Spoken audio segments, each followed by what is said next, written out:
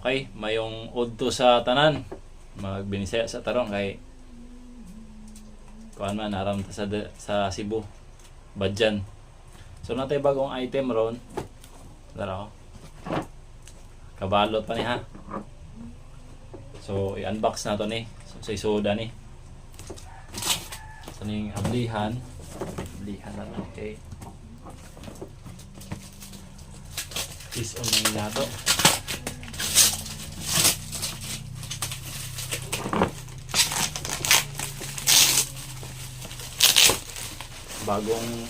Bagong tools natin sa pagpang-repair sa mga motor, lalo na yung mga FI, sa mga FI ron kinahanglan na tag kanang mga diagnostic tools para mabasa nato iyang ECU program sa iyang data. So sa mutag mga na-check engine kinahanglan jud ka ng mga inani nga diagnostic tools. Pero sa mga carb nga motor, bisag wala pa yung mga inani. Okay ra bisag bali-balihon pa nimo ng mga panana. Mga ruska di gina mga kan. So MST 100 ni, MST 100 Pro X. So tanaw na to sa mga inclusion aning uskaset sa uskaset nga MST. Bilihan na to.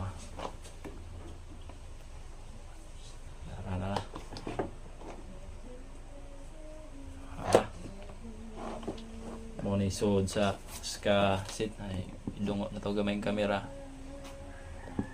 Bahalag dito makita.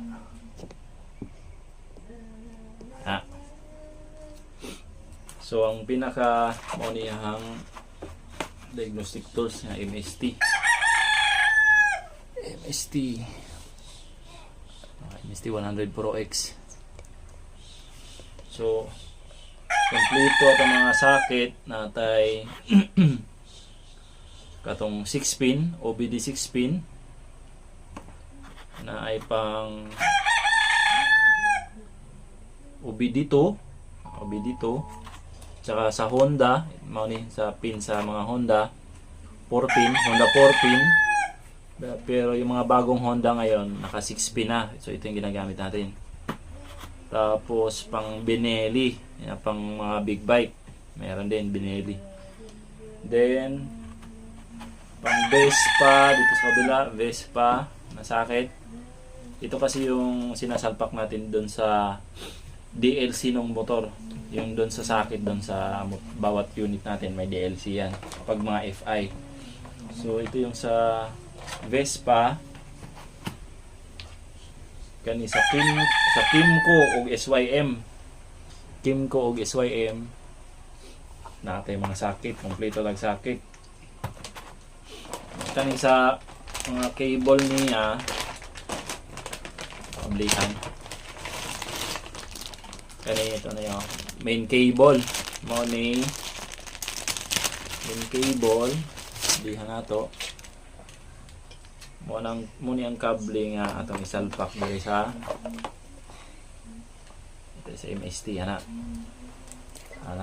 masalpak na ito na i-thread.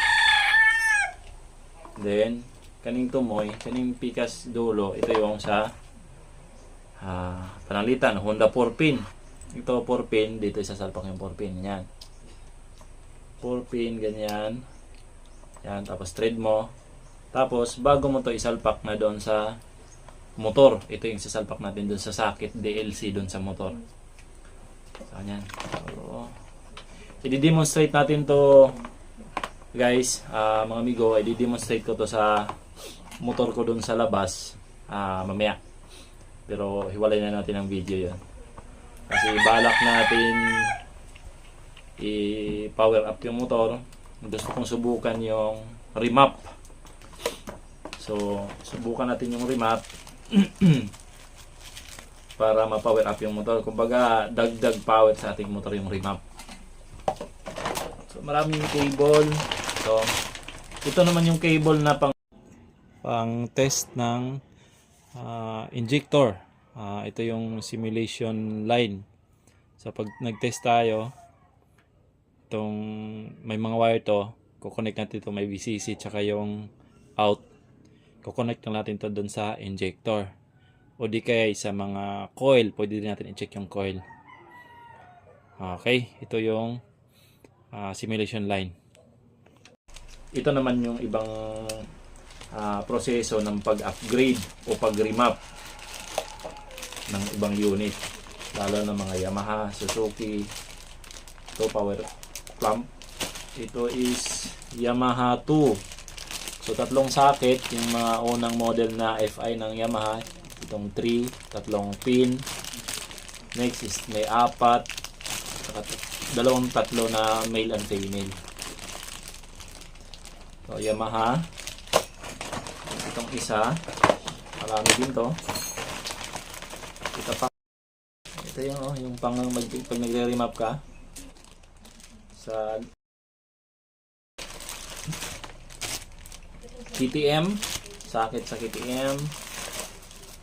Ito yung kable ng USB pag nag-update tayo nung system nung ano natin. Ito sa Suzuki 1, ito sa Suzuki na mga Raider. Ito isa Kawasaki, kompleto tayo sa Kawasaki, dalawang socket. Yan, kasi halos madalas naman ng mga Honda is dito na. Honda, yung Yamaha na dito, Kawasaki, Suzuki, kompleto tayo. So yun lang muna. Mag-upload tayo sa sunod na i-testing natin doon sa motor kung ano yung kagandahan at advantage pag may ganitong tools tayo. Okay?